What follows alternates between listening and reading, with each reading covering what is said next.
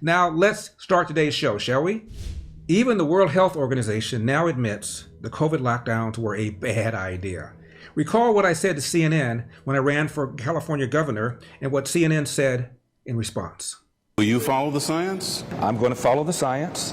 I don't believe the science suggests that young people should be vaccinated.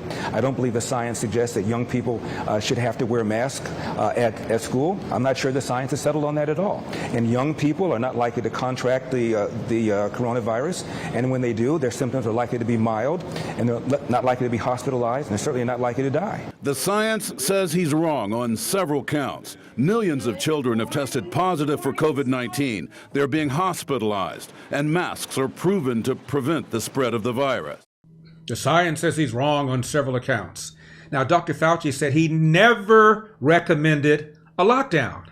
At the same time, there were authorities that made different decisions than the CDC's recommendations, for example, on school closures, and they did not see higher levels of child mortality when it comes to COVID. And meanwhile, the schools that did close down were now seeing just disastrous levels of learning loss among poor children, children of color, mental health crisis. I wonder if you would recommend locking down schools if you had to do it all over again. Well, again, it's first of all, I didn't recommend locking anything down. You're asking me questions. You're talking about the CDC is the public health agency that uses their epidemiologists and their science-based approach to make recommendations. Except he did recommend a lockdown. My question for you is, what was the most crucial decision you had to make during the pandemic, and what was the critical thought process that took you through it? Yeah, the most crucial, it was a decision to make a recommendation to the president. It wasn't my decision that I could implement. And when it became clear that when we had community spread in the country with a few cases of community spread, this was way before there was a major explosion like we saw in the Northeastern corridor driven by New York City metropolitan area. I recommended to the president that we shut the country down. Now, Dr. Fauci first said masks won't do any good. Right now, people should not be walking. There's no reason to be walking around with a mask. When you're in the middle of an outbreak, wearing a mask might make people feel a little bit better, and it might even block a droplet, but it's not providing the perfect protection that people think that it is. And often, there are unintended consequences. People keep fiddling with the mask and they keep touching their face. But then Fauci said he lied for the greater good and became enthusiastically pro-mask. Now, getting back to your first question, which was what about a month or so, or 2 or 3 ago, when people were saying, you don't really need to wear a mask? Well, the reason for that is that we were concerned, the public health community, and many people were saying this, were concerned that it was at a time when personal protective equipment, including the N95 masks and the surgical masks, were in very short supply. And we wanted to make sure that the people, namely the healthcare workers, who were brave enough to put themselves in harm's way to take care of people who were infected with the coronavirus and the danger of them getting infected, we did not want them to be without the equipment that they needed. When you tell people they need to mask in an indoor congregate setting when you're in a zone that has a high dynamic of infection, and that is looked upon by a lot of people, not everybody, as an encroachment on your freedom. We've never had that before. It's almost inexplicable. Right. And remember what President Joe Biden said about being vaccinated. You're not going to get COVID if you have these vaccinations. Please welcome Dr. Peter McCullough. Dr. McCullough, thank you so much for coming on. I appreciate it. Well, thanks for having me. Just as a point of clarification, I no longer hold those positions at Baylor. Where are you now? I'm in independent practice here in Dallas, Texas. I'm moving my private practice out of the medical center to the suburbs. But as you pointed out, I have made as many public health statements as Anthony Fauci over the last 3 years. He's more. I have never contradicted myself like you just saw in that montage. Well, the reason I wanted to go over your credentials, Dr. McCullough, is because, as you know, you were attacked as being a fringe doctor after you dared to defy the conventional wisdom about COVID lockdowns and treatments. Yeah, I've always been a conventional academic physician. I have 60 peer-reviewed publications in COVID-19 listed in the National Library of Medicine, over 660 overall peer-reviewed publications. I've treated hundreds of patients. I've published treatment protocols, did the best comparative studies I could to show that they've worked. The word adjective fringe doesn't apply to me. Now, Doctor, in the fullness of time, when medical historians look back at our response to the COVID-19 pandemic, what will people say? People will say that our public health agencies were erratic. They were dictatorial in terms of statements, and they didn't involve teamwork. And I've testified in the U.S. Senate on this. We should have had teams of experts in Washington. I would have gladly volunteered. We needed teamwork to get the right answers, not a small series of people who became autocrats. Doctor, were the vaccines approved too quickly? I published an op-ed in the Hill in August of 2020. I think I was the only public figure, actually, if in the entire world, who questioned the vaccines. I said this was a great gamble of the vaccine development program. They were brought forward far too quickly, new genetic mechanisms, installing a genetic code for a lethal protein that was engineered in a Chinese biosecurity lab. It sounds bad, it is bad, and they definitely were brought forward too early.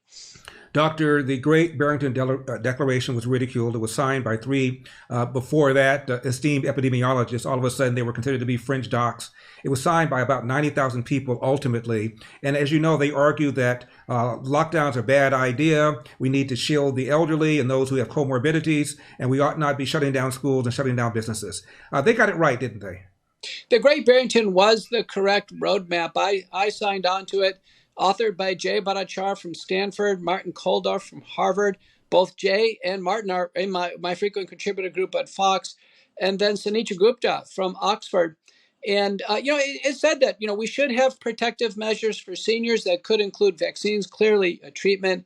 But the rest of the world that wasn't at risk, case fatality ratios less than 1% for those under 65, it should have been business as usual, no lockdowns, no masks, no social distancing. Did we underestimate the side effects? Specifically, I'm talking about what appears to be a large number of young athletes dying early with myocarditis. Is there something concerning to you about that? It's greatly concerning. What we know here is that early in 2021, the federal government, White House and HHS, initiated the COVID Community Core program. And the website is We Can Do This. Over $13 billion federal dollars flowed out to a variety of organizations, universities, churches, ethnic groups, the NFL and sports teams to promote the vaccines and actually drive mass vaccination. The NFL prominently took them. And then it went on from there. It's really been now a disaster. Since the COVID Community Core program, the FDA says the vaccines cause myocarditis. The sports leagues in the summer of 2021 mandated the vaccines. The NFL specifically mandated the vaccine from August of 2021 to March of 2022, 8 months. They declared 95% of the athletes have taken the vaccine. And then the NFL pulls the vaccine and all the COVID protocols as if COVID doesn't exist anymore in March of 2022. And now we have a sudden death on the field. We know in cardiology, if there's heart damage, if there's myocarditis, we cannot let them play on the athletic field because it'll trigger a cardiac arrest. Dr. McCullough, talk to me about the attack against people like you who were recommending treatments like ivermectin and hydroxychloroquine. It's the subject of our book, Courage to Face COVID-19. What we know there in the first year of the pandemic, we are learning about hydroxychloroquine, corticosteroids, aspirin, blood thinners. We started to quickly realize we needed 4 to 6 drugs to use in combination. And there were no other oral drugs in that space. There was nothing else to use as an outpatient. Second year of the pandemic, we have ivermectin come in with very strong data, including the ICON study published by Roster and colleagues from Florida, 4 hospitals, a wide range of use of ivermectin, inpatient, outpatient, 50% reductions in mortality, published in Chest, the best journal. So ivermectin should have become a community standard. What we had an incredible campaign initially against ivermectin, and then against hydroxychloroquine, then ivermectin, but it didn't stop there. There was active undermining of monoclonal antibodies, of virucidal nasal sprays and washes, corticosteroids, colchicine, even Paxlovid was undermined by the CDC, molnupiravir not mentioned. Any form of treatment was actively undermined by government agencies. Doctor, have you been vaccinated, and what do you tell your patients about the vaccine? No, under no circumstances would I take the COVID vaccine. Now, prior to COVID-19, I had taken all the vaccines, and as a doctor, I take some additional ones, and I've traveled. I've taken ones required from overseas. But the COVID-19 vaccine is emergency use authorized. It's a genetic mechanism. What we've learned is it doesn't leave the body. It stays in there, we think, permanently. It's producing the Wuhan spike protein, which causes disease. We know the vaccine now gets into the heart, the brain, the nervous system, the adrenal glands. Everything we've learned about the vaccine since its release is not good. And boy, am I glad I didn't take it. Now, doctor, I'm not going to sue my doctor for malpractice, but I'm over 65 years old. I have high blood pressure, and I have a rare blood condition, a JAK2 mutation, and he strongly recommended that I get the vaccine. Did I get bad advice? Yeah, I think early on we didn't know. I was neutral on the vaccines as they came out. I certainly wasn't going to jump in there and take it. Now, I'm 60. I have high blood pressure and atherosclerotic cardiovascular disease. I didn't consider myself high enough risk. Now, I've had senior citizens, people in their 90s, 80s, in general, people who are so frail that they weren't going to survive COVID. Those could be the ones that would initially consider it. I estimated maybe 2.7 million Americans would take a vaccine, but not people like you or me. The treatment protocols are so good. We know now the virus is mutated, it's far more survivable. There simply isn't a theoretical benefit now of taking a COVID-19 vaccine. Give me your take on masks and social distancing. Yeah, I've never recommended general masking. There are now 12 randomized trials of public masking too in COVID. They've all failed to prevent of respiratory illnesses. Even an N95 mask study in healthcare workers, that didn't work. So what the CDC recommends now is actually what I think is right, is we should only wear masks when we're coming face to face with COVID in a healthcare setting. We should have never had public masking. And I think there was far too much conversation on this. Masking became a national preoccupation, and we weren't focusing on treatment. Doctor, did you get COVID? I got COVID in October of 2020. I went through a multi-drug treatment protocol sponsored and approved by the FDA, sponsored from a research center in California. So I did the right thing. I took hydroxychloroquine in a research study. I developed pulmonary involvement, and I did recover. I was not hospitalized, and that was with the earlier versions of the virus. And then in context, I had a second version of probably the Omicron infection in December of 2021, and that was mild and self-limited. Bottom line, Dr. McCullough, last question. Vaccine, more harm than good? At this point in time, on December 7th, 2022, I co-moderated the U.S. Senate panel on this, chaired by Senator Ron Johnson, assisted by Senator Roger Marshall. I made the conclusion the vaccine should be pulled off the market, all of them. They're not safe enough for human use. By assent, the group agreed. The calls have gone out now in the UK Parliament, Australia, in India, in the EU Parliament. Worldwide, the vaccine should be removed from the market.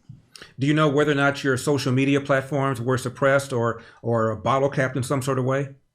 On Twitter, there was active unfollow programs, shadow banning, and blacklisting. I had one of the top doctor accounts.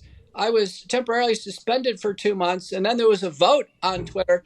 It was 98-2. Let Dr. McCullough back on. I'm back on, and my following is growing. Elon Musk has, I think, liberated things on Twitter. The jury's still out on whether or not the FBI agents and CDC are out of Twitter. It's greatly concerning government agencies were shaping and promoting a false narrative.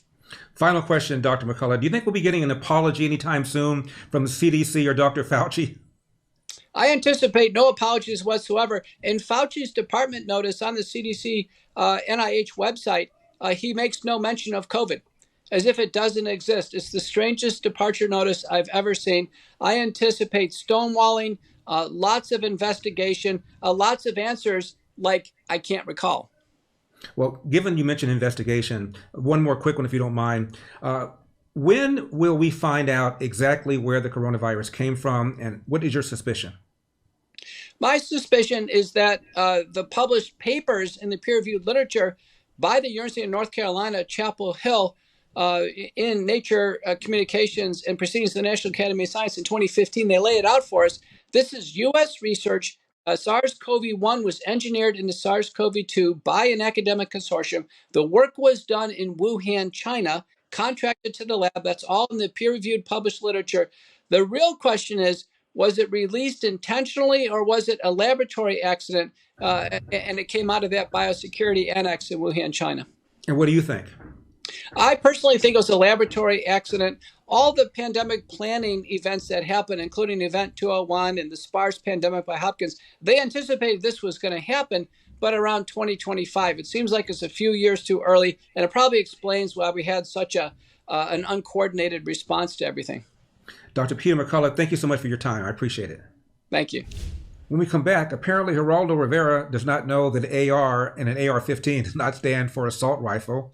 And the White House press secretary regarding the Biden classified document scandals, she knows nothing.